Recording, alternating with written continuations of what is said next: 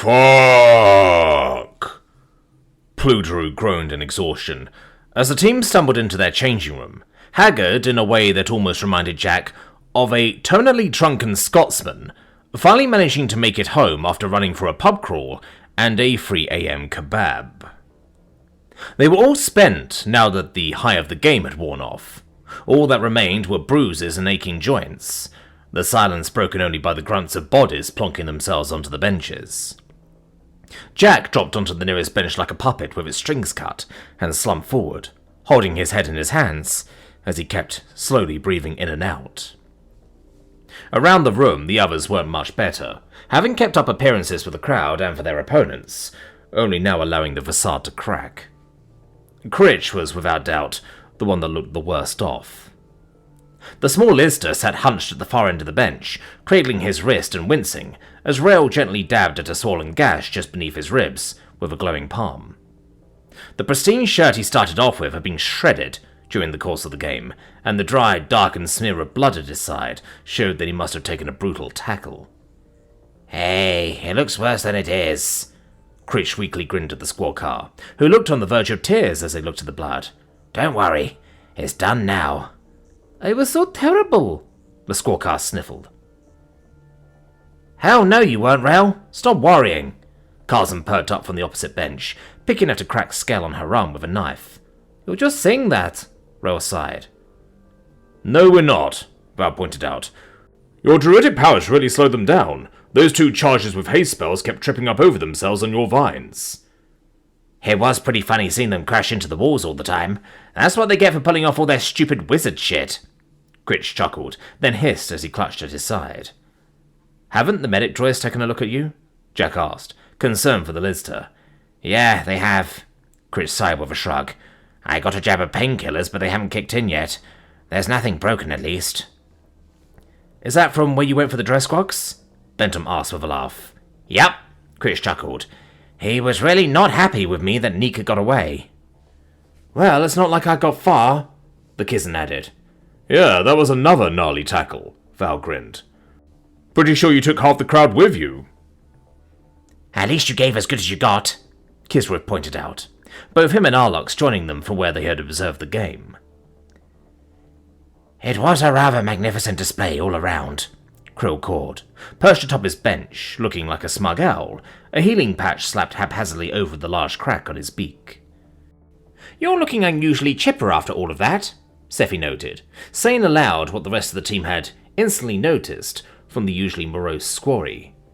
"I know," he admitted with a relieved smile. "It feels so strange, but I haven't felt so alive since before... well, you know." "Could have fooled me," muttered Pludru, passing by with an ice pack on his neck. "You looked halfway to a coma by half-time." "True.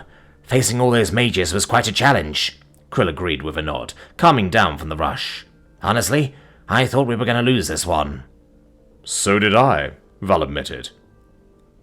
The room roared from the sudden outrage. "Oh, really? What was that shit you were pep-talking about at half-time, then?" Scifi yelled.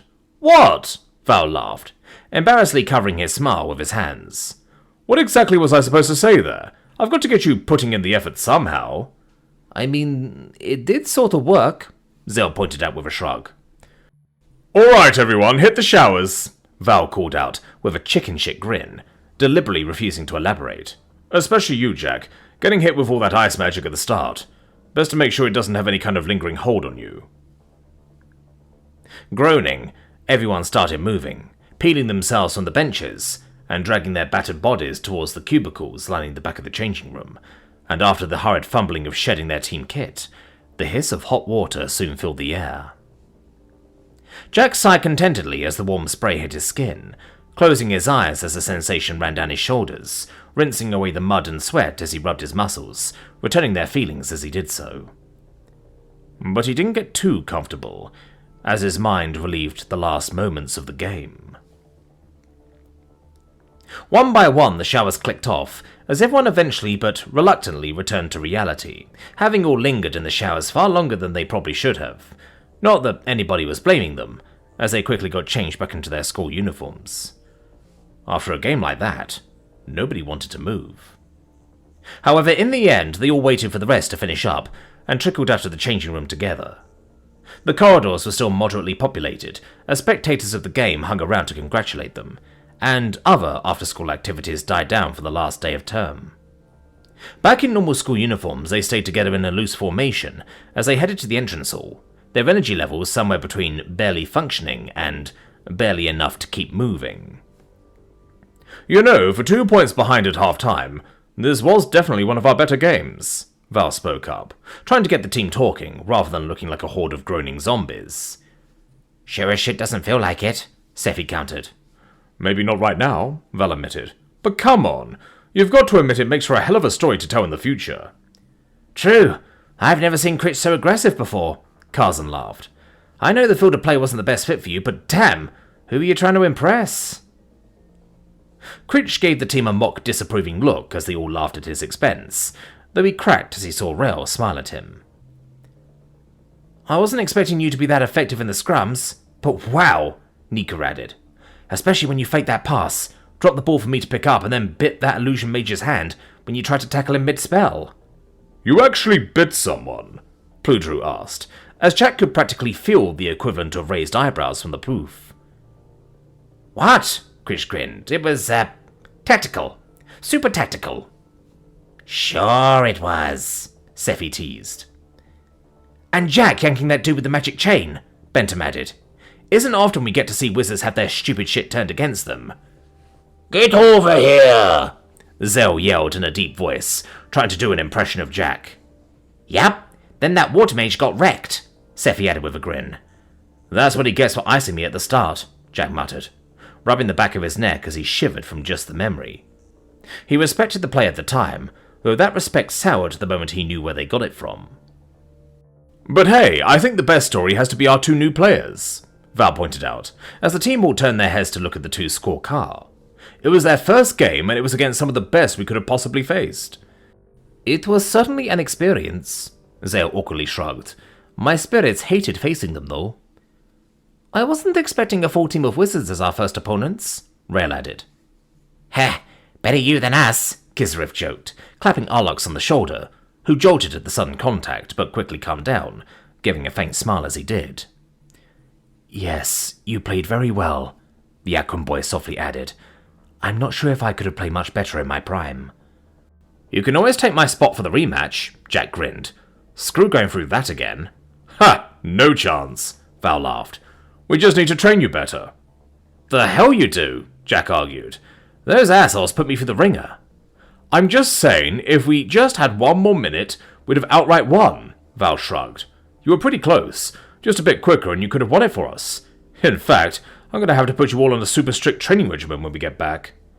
Don't you dare, Critch groaned. Besides, you were totally out of it by the end. Clearly they saw me as the most dangerous threat, Val smirked. The hell they did, Jack snorted.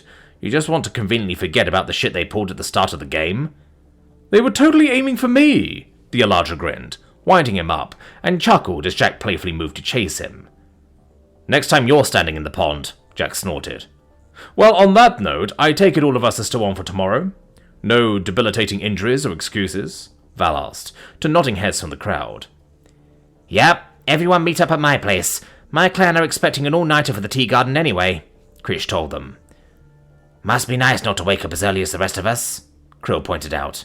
You know it, Critch grinned, before his expression grew more serious. Then again, I'll probably be expected to do my bit for the overnight shift. Some of Commander Cocaine's guys have been poking their heads, and Grandfather seems keen on staying on neutral terms with them so they don't attack us. And more importantly, so they spend their credits. Well, the plan is for us to get some transport for the journey, where we can all relax if we need to, Val reasoned, then grinned.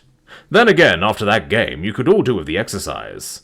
Oh, fuck off, Scifi laughed. I guess it would build up an appetite for when we get there, Nika shrugged, giving Jack an excited grin. The Cathedral of Merriment is good for food, too. Now you're just making me hungry, Jack chuckled. Same. Alora's ordering a takeaway tonight whether she likes it or not, Scifi chuckled, clapping both of them on each shoulder. Sounds good, Nika agreed. Chia should be down for it. That doesn't sound like a bad idea, Val, Kisriff grinned. You didn't even play, Val argued. but fine. Nothing like a decent post-game meal, Krish declared, as they all reached the ground floor of the building, where crowds of students were still milling about. Well, in that case, everyone head home and relax, but be up bright and early tomorrow morning, Val ordered them all.